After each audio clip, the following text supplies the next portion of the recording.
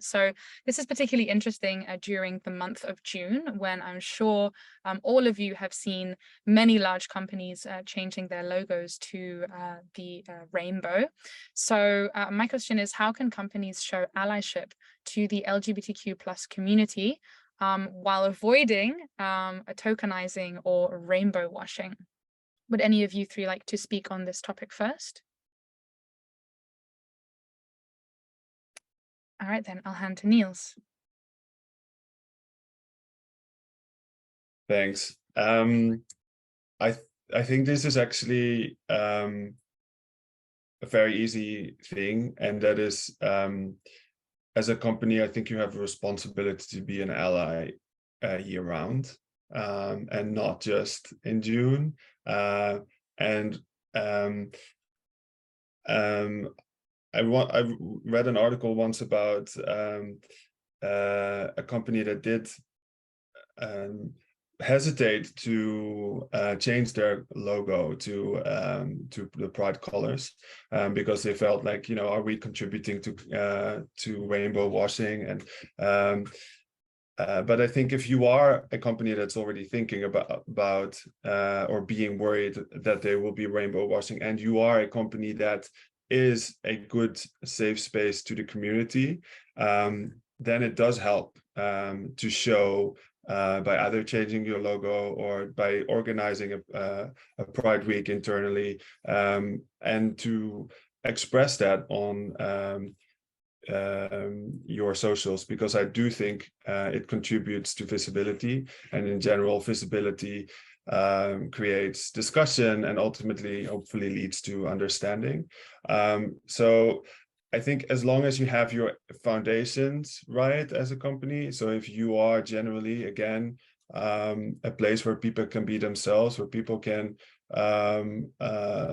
show their identity in the workplace, then companies shouldn't have to worry. I think it's the bigger organizations that maybe have an inclusive workforce in their headquarters, but maybe not in their warehouses, that should be really worrying and concerned about this topic, because I think you can, there's much more to it to do internally than to only be outspoken about. Yeah, thanks for that, Niels. I actually have a follow-up question based on what you shared. So I'd be interested to hear how you would differentiate a company that is, sharing the content and making the right gestures and is actually inclusive. So that's, inspired by a true internal value of the community, and a company that's making all the right moves and showing this support, but in a performative way. So they're actually not really valuing the LGBTQ plus community internally. So if the external performance is very similar, how can we identify those companies that internally really value and support the community? Yeah, that's, I think, the problem with this topic, right? It's a kind of window dressing, and if both companies display that they're very inclusive, and you don't know, I think that's exactly what is the problem with, let's say, rainbow washing, because the worst that can happen is that you, as a member of the community, apply or want to work somewhere based on the cool logos, and then ultimately come into a place where you cannot be the person who you are. And I think it's very difficult to really determine what companies are only by speaking to maybe asking the right questions in job interviews, or looking up for the right like platforms where people speak out about how it actually is internally. So really doing your due diligence. I, for example, always come out in every interview, always express that I'm a gay man, just to see the reactions of the interviewers and learn, whether it's a thing or not, and then I'd rather have them reject me upon like coming out, so I don't have to work at that company, versus not being able to be myself in a place where you think is it's inclusive. Yeah, thank you so much for sharing, Niels. Appreciate that.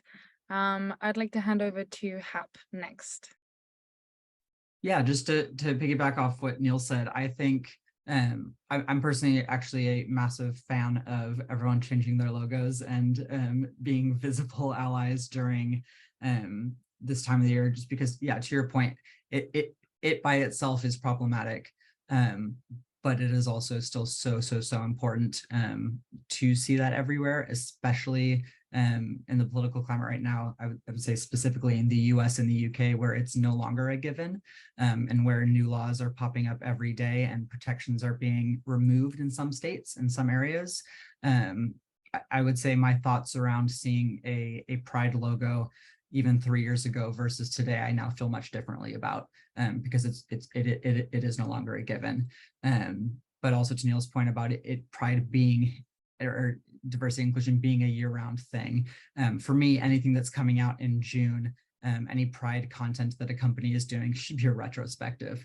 It should be, here's what we've been doing all year, here's where our money has gone all year, here are the policies that we've had in place all year, rather than just random anecdotes from queer employees or random one-off donations. Like for me, it should, if you have that rainbow in your LinkedIn profile, on your webpage, anywhere, you should be ready to answer the question, how are you an ally? Yeah, absolutely. I really love that idea that Pride should be all about, celebrating what's been done, instead of just saying, yeah, look at what we could do, look at what we can do, to make sure that this is really something that we're focusing on year round. So yeah, thanks very much for that, Hap. MK, over to you.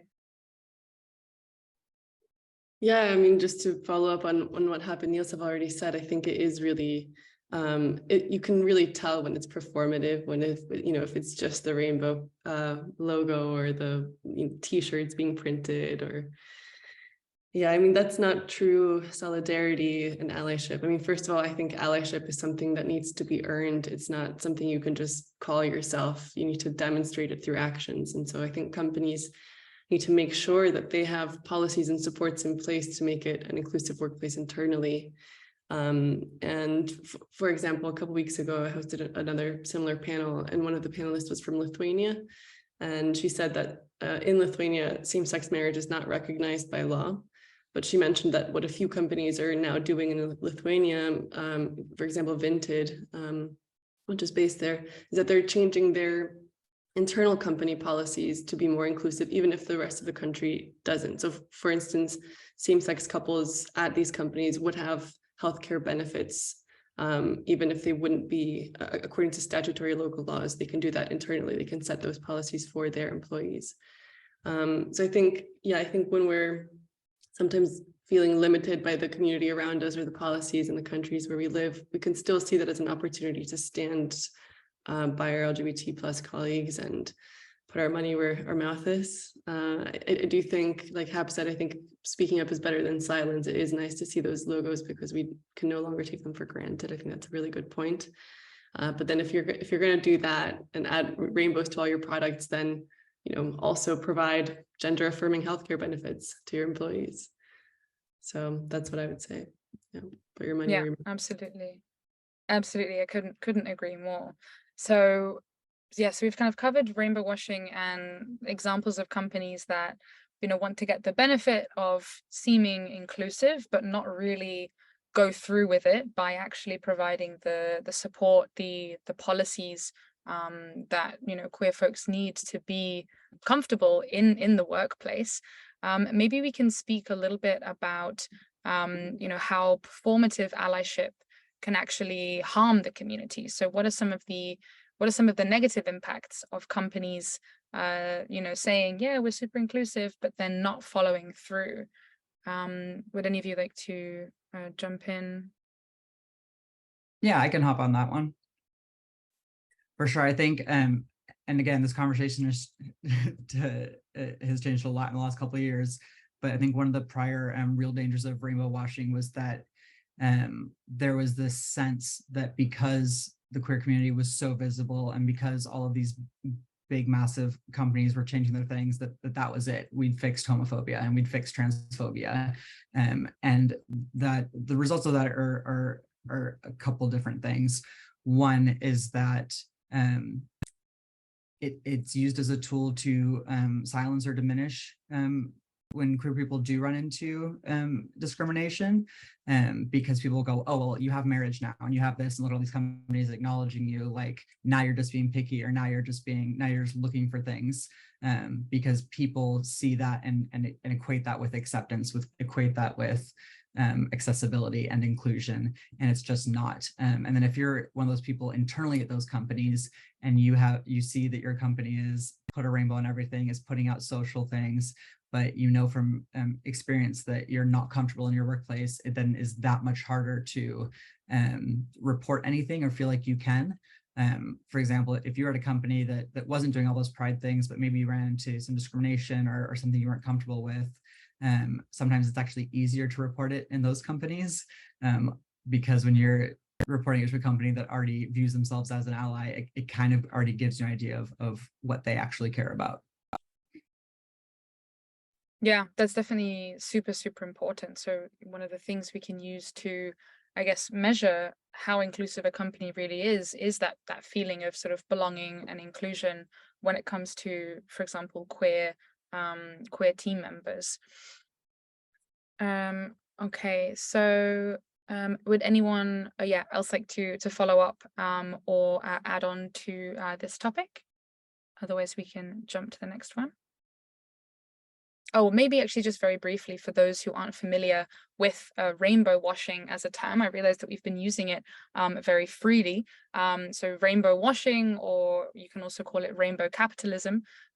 Similarly to, if you think of greenwashing, so for example, companies that say that they're super sustainable and they love the environment and they do a lot of this publicity, but actually their practices don't really they don't really provide evidence that they're actually more sustainable or, more caring for the environment. The similar principle can be applied to companies when it comes to the LGBTQ plus community. So the examples that were mentioned, highlighting queer members of the company and their experiences, saying, oh yeah, I love working here, is actually more of a performance than showing evidence of a real commitment to support and celebrate the LGBTQ plus community. So in case anybody was not familiar with that term, that's what rainbow washing means.